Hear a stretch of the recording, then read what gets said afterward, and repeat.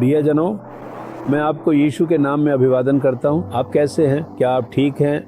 मैं खुश हूँ। प्रभु की दया हर सुबह नई होती है। मैं बहुत प्रसन्न हूँ और इसी कारण मैं आपसे आनंद पूर्वक बात कर रहा हूँ। आप पूछ सकते हैं कि आपको कोई समस्या नहीं है? मुझे भी समस्याएं हैं और समस्याएं, संघर्ष और कष्ट हैं।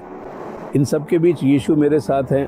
अगर वह हमारे साथ हैं तो हम खुश रह सकते हैं, है ना? आपको भी इसे अपनी आदत बना लेनी चाहिए, ठीक है?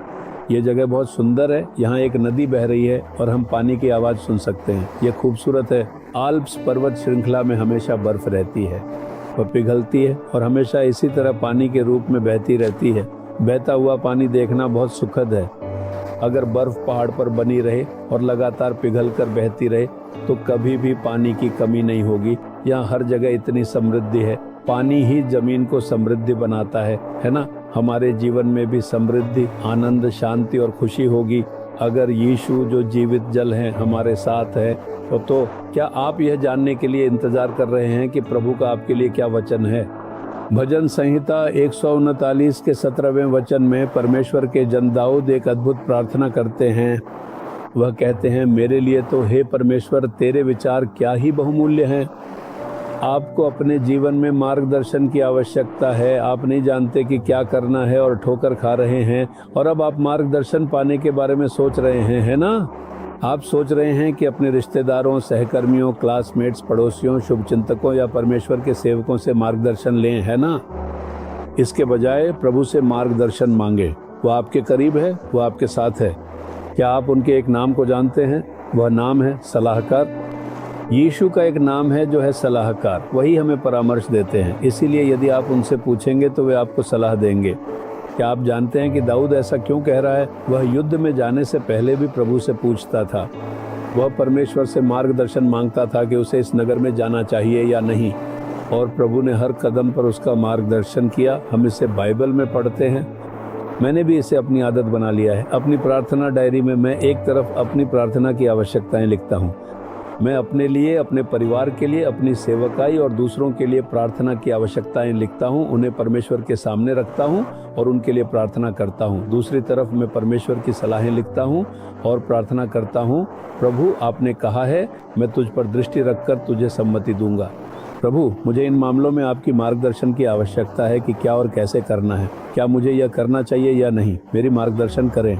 जब मैं इनके लिए प्रार्थना करता हूं तो वह मुझे सुंदर तरीके से मार्गदर्शन करते हैं। मैं इसके परिणाम देख रहा हूं। जब भी मुझे अपने व्यक्तिगत जीवन, परिवार या सेवकाई में कोई निर्णय लेना होता है, मैं उसे लिखता हूं, उसके लिए प्रार्थना करता हूं और प्रभु मुझे अपनी सलाह देते हैं। उनकी सलाहें अद्भुत हैं। क्या आपने उन्हें एक सलाहकार के रूप में अनुभव किया है? सिर्फ चंगाई, छुटकारा और आशीर्वाद के लिए ही न मांगें। उनसे पूछें, प्रभु मुझे मार्गदर्शन दें कि मुझे क्या और कैसे करना चाहिए।